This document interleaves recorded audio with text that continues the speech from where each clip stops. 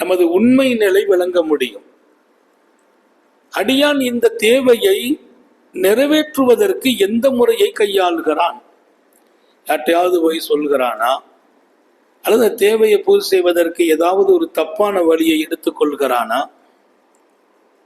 தேவை வரும்போது நிலை அறிய முடியும். வீரனை எங்கே அறிய முடியும்?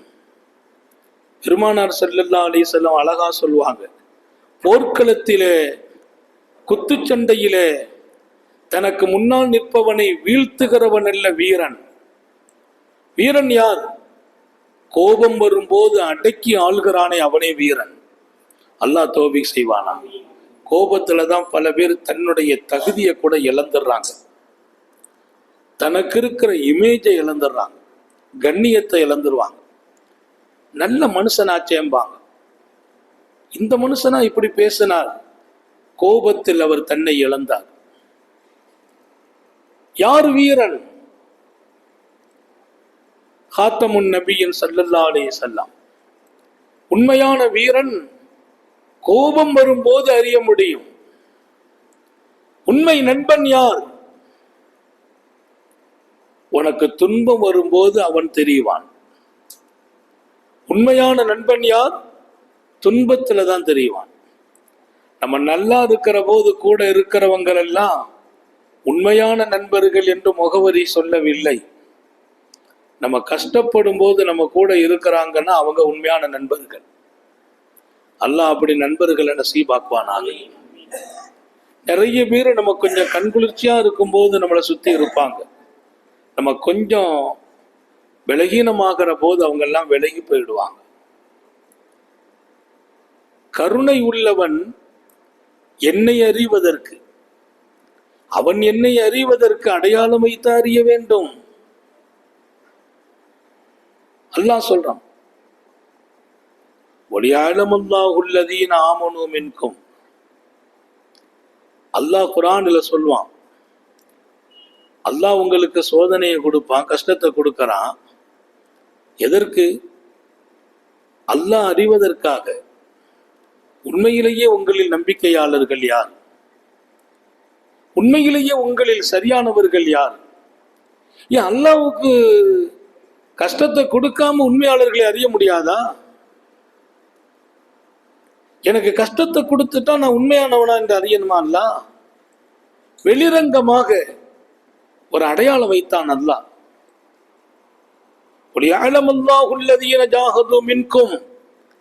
உண்மையிலேயே உங்கள யாரு உண்மையான போராளிகள்? அல்லாஹ் விளங்கணும். அதுக்காக ரப்புல் ஆலமீன் சில சோதனைகளை கொடுப்பான், தேவைகளை கொடுக்கிறான். அல்லாஹ் ஞாபகம் வையுங்கள், தேவையை முன்னிறுத்தி வைக்கிற போது திடீர்னு பிள்ளைக்கு கல்யாணம் வந்துருது, திடீர்னு ஏதாவது ஒரு தேவை வருது. அந்த தேவை வரும்போது நம்ம மனநிலை என்ன? இப்ப என்னை நீ எப்படி அணுகுகிறாய்? பல பேர் அந்த நேரத்துல தான் சரிகிடுவாங்க. அந்த தேவை வரும்போது ஏதாவது வழியை தப்பா தேர்ந்தெடுத்துக்கிடுவாங்க.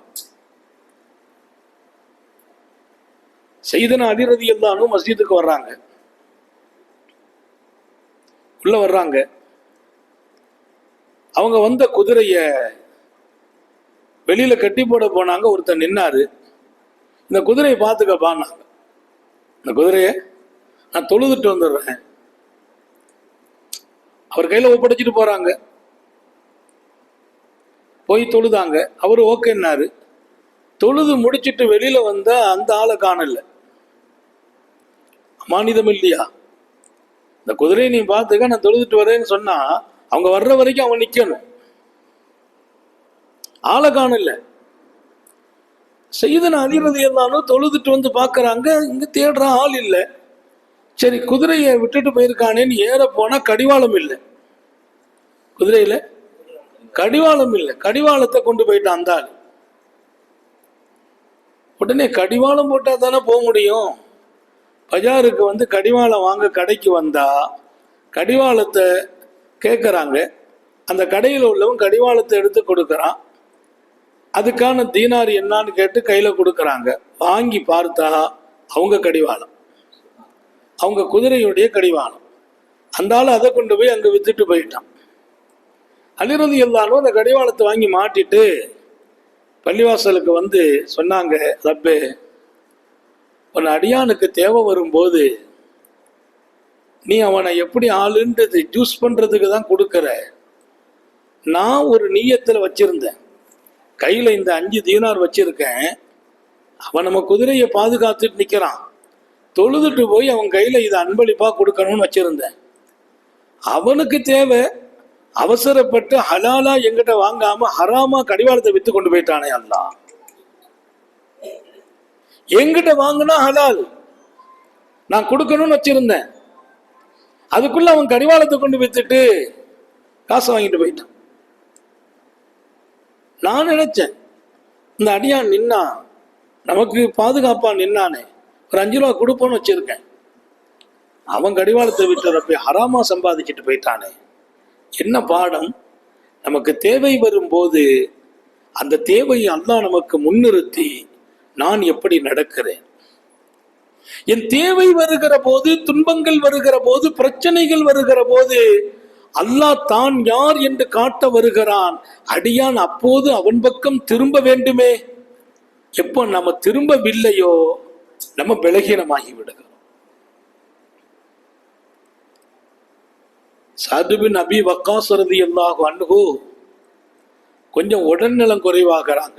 நபித்தோழர் ஒரு பயம் வந்துச்சு. ஏன்னா அவங்களுக்கு குழந்தைகள் பூரா சின்ன வயசுல இருக்கிறாங்க, பிள்ளைங்க பூரா சின்ன வயசு. சின்ன வயசுனா பருவமே அடையல, 4 வயசு, 5 வயசு, 3 வயசு. சையதுனா சஅத் பின் அபி வக்காஸ் ஒரு பயம் வருது. உடனே அல்லாஹ் பக்கம் திரும்புறாங்க. ரப்பே, ஒரே ஒரு விஷயத்த கேட்கிறேன், குழந்தைகள் எல்லாம் சின்ன பிள்ளைங்க, எனக்கு ஒரு பயம் இருக்குது, மௌத்தாயிடுவோமோண்டு. என் பிள்ளைங்கள் எல்லாம் பருவம் அடைகிற வரைக்கும் என்னை மௌத்தாக்கிறாங்க அல்லாஹ். என் பிள்ளைங்களுக்கு பக்குவம் வரணும், அவங்க சுயமா நிக்க முடியணும். இன்னைக்கு அவங்க சின்ன பிள்ளைங்க, 4 வயசு, 3 வயசு, 5 வயசு. அவங்க சுயமா காலில் நிக்கணும். அவங்கள சுய வாழ்க்கையில கொண்டு நிறுத்துற வரைக்கும் எனக்கு நீ ஹயாத்தை நீடிச்சு கூட அல்லான்னு கேட்டாங்களாம். சாலிஹீங்கள் எழுதுறாங்க, 20 வருஷம் அல்லாஹ் ஹயாத்தை நீடிச்சு கொடுத்தாங்க. சஅத் பின் அபி வக்காஸ் அவங்க யாரு? முஸ்தஜாபு தாவா. அவங்க துவா கேட்டா அல்லாஹ் கொடுத்துருவான். மக்கத்து முஹாஜிர்களில் கடைசியாக வஃபாத்தானவர்கள் சஅத் பின் அபி வக்காஸ். 82 வயசுல வஃபாத் ஆகுறாங்க. 82 வயசு அவங்க வஃபாத் ஆகும்போது அல்லாஹ் கொடுத்தான். இங்கே நம்முடைய நோக்கம் எல்லாம், என் வாழ்க்கையில் எனக்கு முன்னால் வருகிற ஒவ்வொரு காரியங்களும், கஷ்டங்களும், கவலைகளும், மனச்சோர்வுகளும் என் ரப்பு கொடுத்து என்னை அழகு பார்க்கிறான். நான் அவன் பக்கம் போய் அல்லாவே நீ கொடுத்த இந்த கஷ்டத்துல என்னை ரிலீஃப் ஆக்கிறேன்னு கேட்கிறேனா, வேற ஒரு வழியை தேர்ந்தெடுக்கிறேனா? பிள்ளைங்க படிச்சுட்டு வேலை இல்லாம இருக்கிறாங்க, ஒரு பெரிய நிலை அவங்க முன்னால இருக்குது. இந்த நேரத்தில் அடியான் என் பக்கம் திரும்புகிறானா? வயசு வந்துச்சு, மாப்பிள்ளை தேடுறோம், பையனுக்கு பொண்ணை தேடுறோம், பொண்ணுக்கு மாப்பிள்ளையை தேடுறோம். எங்கிட்ட கேட்கிறானா? ஊர்ல போய் சொல்லி வைக்கிறோம், அங்க சொல்றோம், இங்க சொல்றோம். எங்கிட்ட ஒரு வார்த்தை சொன்னானா? அல்லாஹ் எதிர்பார்க்கிறாங்கிறத விட எல்லா விஷயத்தையும் என்னிடத்துல அடியான் சொல்லணும்னு ஆசைப்படுகிறான். அல்லாஹ் நமக்கு தௌஃபீக் செய்வானா? ஆசைப்படுறது மட்டும் இல்ல, அவன்கிட்ட நீங்க போயிட்டீங்க வைங்க, அவன் மகத்தானவன். சஅத் பின் அபி வக்காஸுக்கு 20 வருஷம் ஹயாத்தை நீடிச்சு கொடுத்தவன் இல்லையா? என் புள்ள சின்ன புள்ள அல்லாஹ் என்ன மூத்தாக்கிறாதுன்னு கேட்டாங்களே, எவ்வளவு பெரிய விஷயம். நான் அல்லாஹ்ட இப்படிதான் துவா கேட்கிறது, ரப்பே எங்கள் பிள்ளைகளுக்காக எங்களின் ஹயாத்தை நீடிச்சு வைப்பாயாக. ஏன்? எங்க பிள்ளைங்களுக்கு ஒரு ஆசை வருது, ஒரு பொருள் வாங்கணும்னு நினைக்கிறாங்க, பிரியமான எதா இருந்தாலும் நம்மள்ட்ட வந்து தைரியமா கேட்பாங்க, பாசமா கேட்பாங்க, உரிமையா கேட்பாங்க. அதே விஷயத்த நான் இல்லைன்னா என் கூட பிறந்தவங்க சின்ன தந்தை, பெரிய தந்தை எல்லாம் பாசமா பிள்ளைங்களோடு இருப்பாங்க. ஆனா பிள்ளைங்க அவங்கள்ட்ட போய் கேட்க மாட்டாங்க. தந்தைகிட்ட கேட்கிற மாதிரி சிறிய தந்தை இடத்துலையோ பெரிய தந்தை இடத்துலையோ உயிருக்குயிராக நேசித்தாலும் கேட்க மாட்டாங்க. நான் அல்லாஹ்ட்ட சொல்றது, என் பிள்ளைங்க என்ன தவிர யார்ட்டையும் கேட்கறது இல்லை ரப்பே. உரிமையோடு கேட்பாங்க தகப்பன் என்பதற்காக. அவர்களின் விருப்பத்தை பூர்த்தி செய்கிற காலம் வரையிலும் என் ஹயாத்தில் பறக்க செய். வாழ்க்கையை அல்லாஹ்ட்ட போய் ஒப்படைங்க, கேளுங்கள். கேட்கிற போதெல்லாம் அவன் சந்தோஷப்படுறான். இன்னைக்கு நம்மள்கிட்ட யாருக்கு தேவைகள் இல்லை, பிரச்சனைகள் இல்லை, நம் முன்னால் எல்லாம் இருக்கிறது. அதுக்கு ஏதாவது ஒரு சொல்யூஷன் கிடைக்காதான் தேடுறோம். பல ரூபங்கள்ல போய் தேடுகிறோம். அல்லாஹ்ட்ட போய் தேடிட்டோம்னா அதுக்கான வழி எங்க இருக்கிறோ அந்த வழிய, அந்த சுவிட்ச் அவங்க கையில் இருக்குது, அந்த கண்ட்ரோல் அதை ஆன் பண்ணிட்டான்னா வாழ்க்கையில வெளிச்சம் வந்துடும். அவங்க கையில இருக்குது. என்ன இந்த வாழ்க்கை எப்போ கிடைக்கும்? உயர்தரமான சிஃபாத்துக்கள் உங்கள்கிட்ட ஹயாத் ஆகணுங்கிறான்.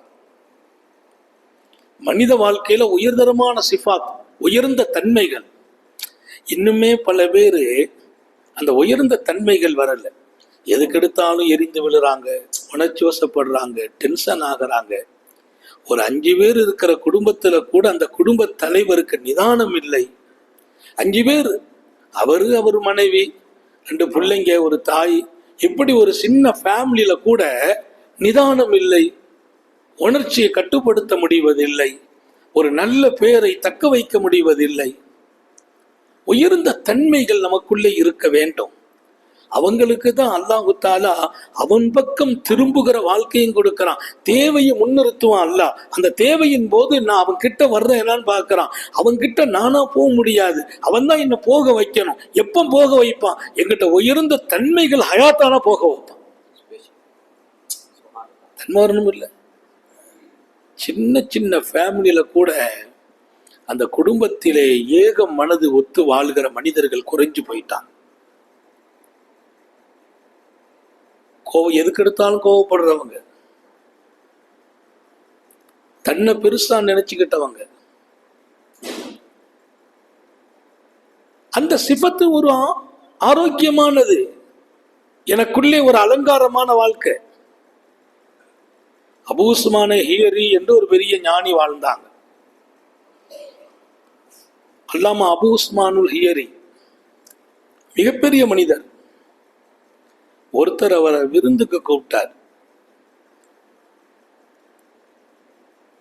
பள்ளியில வந்து, பாவா நாளை மதியம் நம்ம வீட்டுல சாப்பாடு வந்துருங்கன்னாங்க. என் தாய்மார்கள் நிறைய இருக்கிறீங்க, கவனம் எடுங்கள். நம்ம வாழ்க்கைங்கிறது அல்லாஹ் கொடுத்த விலை மதிக்க முடியாத பாக்கியம்.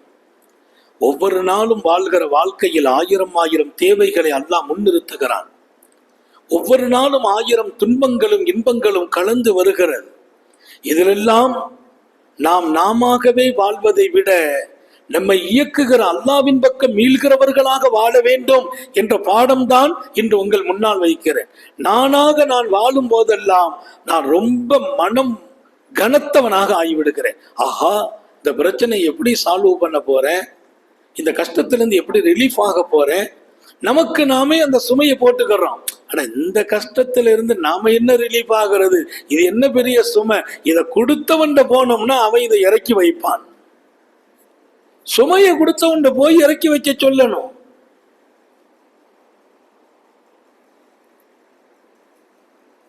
ஒரு பழமொழி சொல்லுவாங்க, சாட்சிக்காரன் காலில் விழுவதை விட சண்டைக்காரன் வீடு.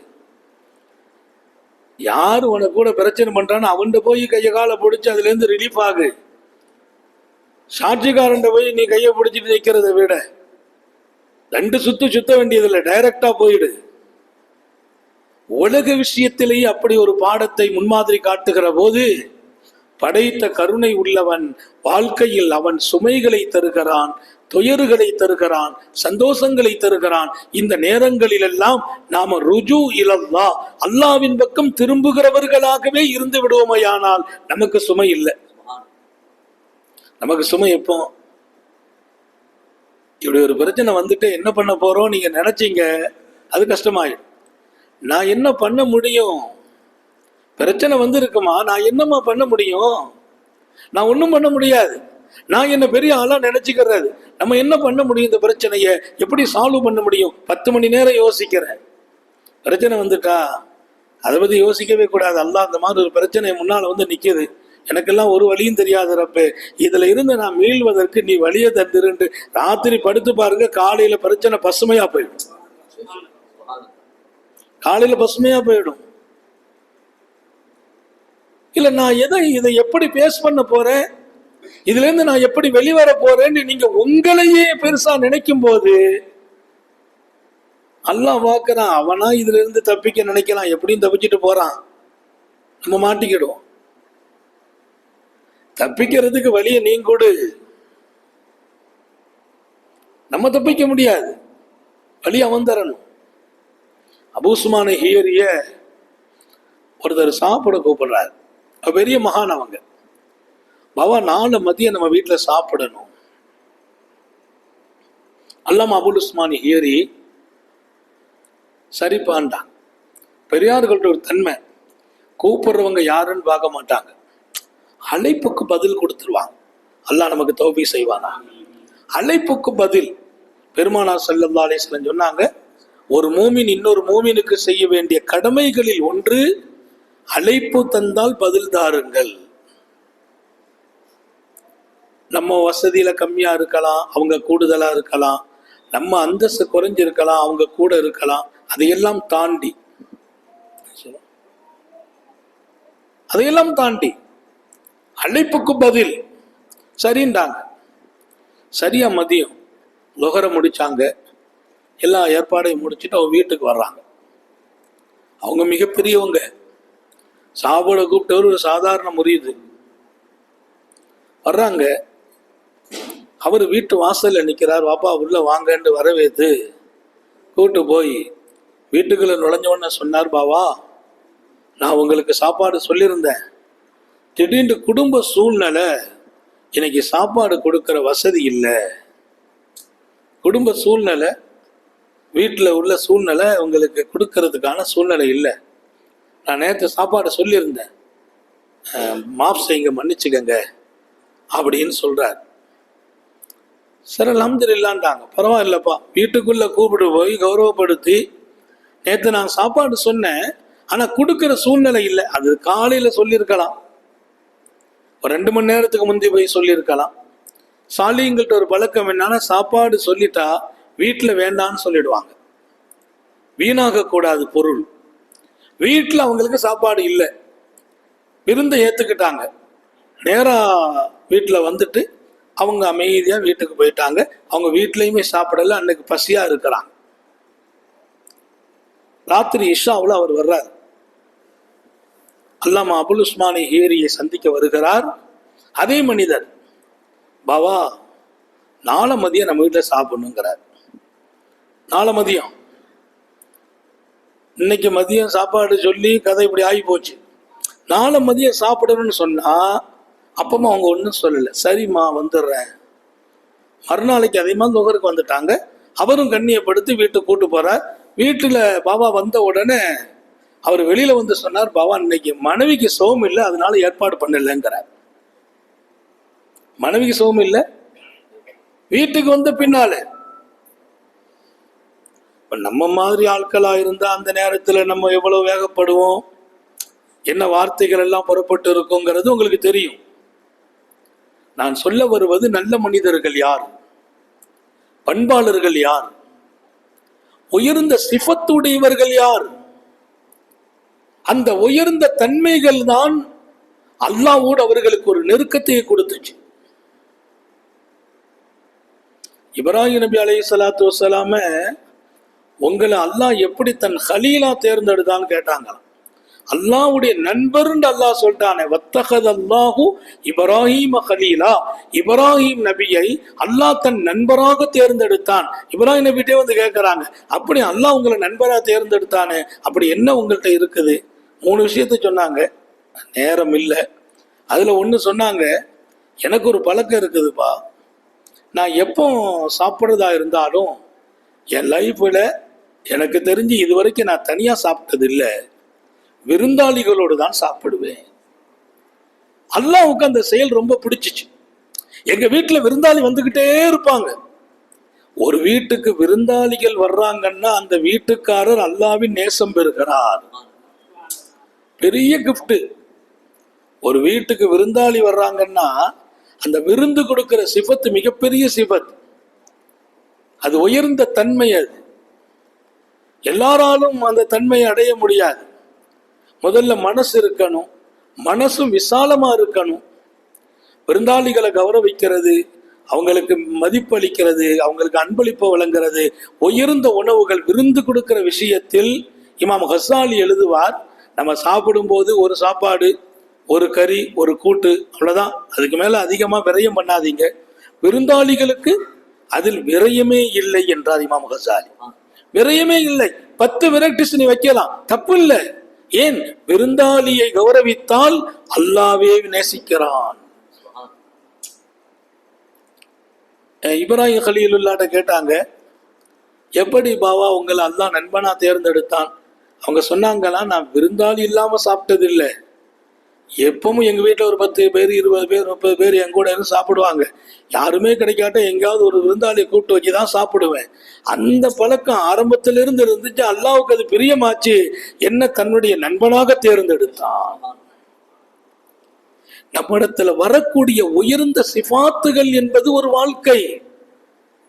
ஞாபகம் வையுங்கள், நம்ம இன்னைக்கு நிறைய அல்லாஹ்வுடைய தேர்வுக்கு தகுதியாக இழக்கிறோம். அவன் தேர்வுக்கு நாம தகுதியாகணும். உலகத்தில் நடக்கிற ஒவ்வொரு தேர்வுலையும் நம்ம ஜெயிக்கிறதுக்கு என்னவெல்லாம் பண்ண முடியுங்கிற முன்னேற்பாடுகளை செய்யறோம். நம்ம பிள்ளைங்க இன்றைக்கு பாஸ் ஆகணும், அந்த தேர்வுல ஜெயிக்கணும் அப்படிங்கிறதுக்காக துவா செய்யறோம், முன்னேற்பாடு செய்யறோம், பயிற்சி கொடுக்கிறோம். ஆனா அல்லாஹ்வுடைய தேர்வுல நாம ஜெயிக்கணுங்கிறதுக்கு எந்த ஏற்பாடும் செய்யறது இல்லை. அவன் நம்மை தேர்வு செய்வான், உயர்ந்த தன்மைகளை கொண்டு தேர்வு செய்கிறான். அவன் பக்கமே எல்லா விஷயத்திலையும் நான் மீள வேண்டும் என்றால் நம்மள்ட்ட உயர்ந்த தன்மைகள் பிரதிபலிக்கணும். நமக்கு சில தன்மைகள் இருக்குது, கோவப்படுறோம், வேகப்படுறோம், பொறாமப்படுறோம், அவரை பிடிக்கல இவரை பிடிக்கல, கூட இருக்கிறவர்களே சந்தேகப்படுறோம், ஒன்னாவே இருக்கிறோம், அவங்க பேர்ல சந்தேகம் வருது. இதெல்லாம் உயர்ந்த சிஃபத்தே இல்லை. 2 பேரும் ஒன்னா இருக்கிறோமா, ஹயாத் வரைக்கும் இல்லை, சொர்க்கத்திலே ஒன்னா இருக்கிறோம். இன்றைக்கு ரொம்ப பலகீனம். நம்முடைய சிஃபத்துக்களிலே உயர்ந்த தன்மைகளிலே நாம ரொம்ப ரொம்ப கால சூழலால் மாறிக்கொண்டே வருகிறோம். யாரையும் நம்புறது இல்லை. மனைவியை கூட நம்பாத கணவன்மார்கள், மனைவியை நம்புறது இல்லை. கணவனை நம்பாத மனைவியர்கள். அவர் அங்க போனார், இங்க வந்தார், அவரோட பேசினார், இவரோட பேசினார், அவர் கூட பிறந்தவரா இருப்பார், நண்பரா இருப்பார். இப்படி கணவனை வாட்ச் பண்ணக்கூடிய மனைவியர்கள் சந்தேகத்தின் பேரால் மனைவியை அவ்வப்போது கண்காணிக்கிற கணவன் வீட்டுல வந்த உடனே போன் எடுத்து மனைவி நம்பரை பூரா தட்டி யாருக்கெல்லாம் பேசின, அவன் நல்ல கணவனே இல்லை. மனைவியை சந்தேகப்படுவதா, கணவனை சந்தேகப்படுவதா?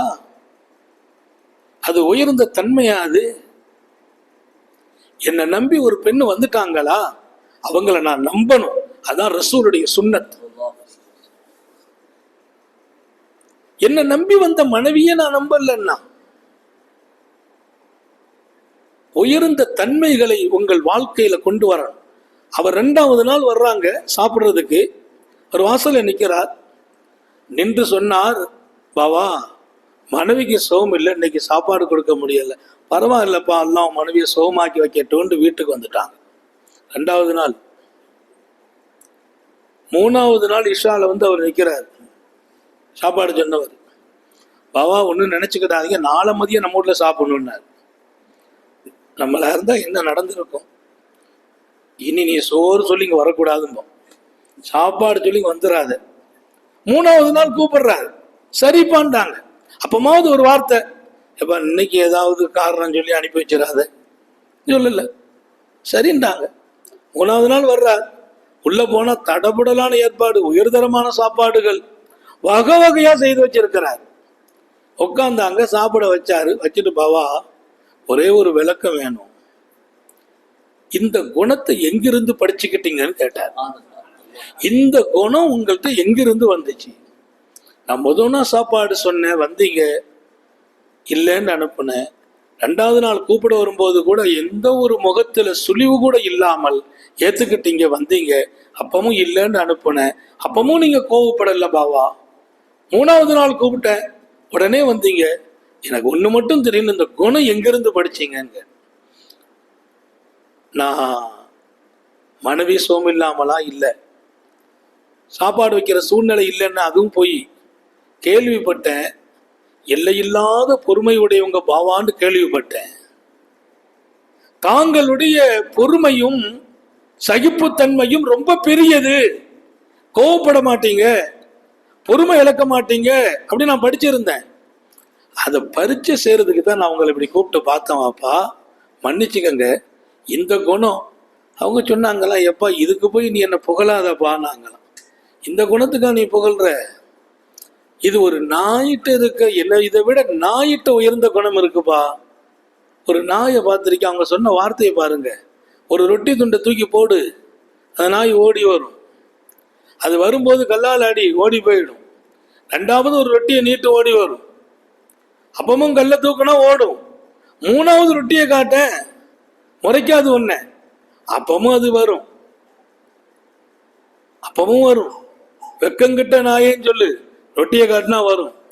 நாயிட்டு இருக்கிற அந்த குணம் கூட மனுஷன்ட இல்லைன்னா நான் மனுஷனான்னு கேட்டாங்களாம். ஒரு நாய்க்கு இருக்கும் அந்த குணம் கூட எனக்கு இல்லை என்றால் நான் மனிதனா? இன்னைக்கெல்லாம் நம்ம யாராவது விருந்துக்கு கூப்பிடல, கொஞ்சம் மிஸ் பண்ணிட்டாங்க, மறந்துட்டாங்க. எனக்கு ரொம்ப பெரிய நெருக்கமான சொந்தம், கூப்பிட மறந்துட்டாங்க வைங்க, சுப்ஹானல்லாஹ். 2 வீட்டுக்கும் ஏற்படுற அந்த விவகாரம் இருக்கு பாருங்க, பிரச்சனை இருக்க, விவகாரம் இருக்க, நீண்ட காலம் நீடிக்குது. இவ்வளவு பெரிய ஃபங்க்ஷன்ல என்னை விட்டுட்டிய, இல்லப்பா மறந்துட்டேன்பா, கொஞ்சம் மிஸ் ஆகிட்டப்பா, அவனை வர சொன்னேன், அவன் கூப்பிட விட்டுட்டான், அல்லாஹ் சொல்லுகா மன்னிச்சிருன்னா கூட மன்னிக்க தயார் இல்லை. இவர் ஃபங்க்ஷன்ல அவரை கூப்பிடாம நிறுத்தி பழி வாங்கினாதான் மன்னிப்பார். இன்னைக்கு பழி வாங்கும் குணம் மிகைத்திருக்கிறது. இதனால என்னன்னு நீங்க நினைக்காதீங்க, நமக்கும் அல்லாவுக்கும் மத்தியில் உள்ள அந்த தொடர்பு குறைஞ்சிக்கிட்டே போகும். அல்லாஹ் பக்கம் திரும்புற வாய்ப்பு குறைஞ்சு போயிடும்.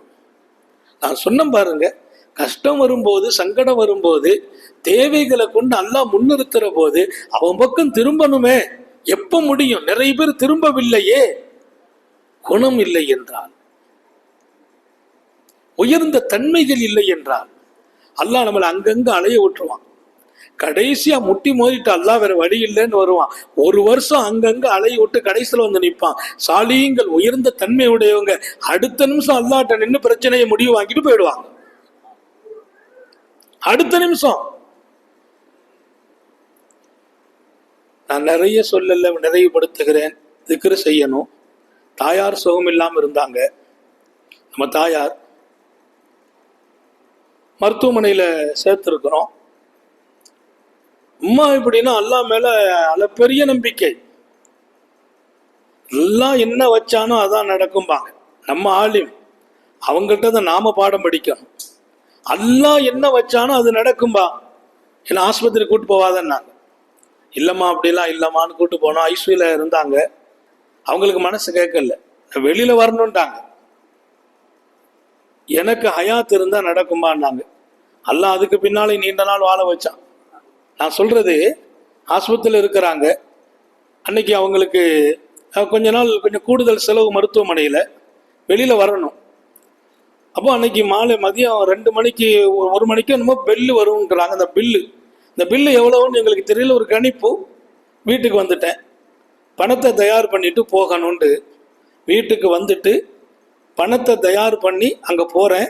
அம்மா சொல்கிறாங்க, பாப்பா என்னை கூப்பிடுவாங்க, ஆலிம்சா தான் கூப்பிடுவாங்க. ஆலிம்சா வீட்டுக்கு கூப்பிட்டு போனாங்க. இம்மா இன்னைக்கு வீட்டுக்கு தான் போகிறோம், நீ ஒன்றும் பயப்படாத, அல்லாஹ்தால என் ஆயுசை நீடிச்சு வைப்பான்னாங்க. அதுக்கு பின்னால் 10-12 வருஷம் ஹயாத்தா இருந்தாங்க. டாக்டருக்கெல்லாம் பிழைக்க மாட்டாங்கன்னு சொன்ன பின்னால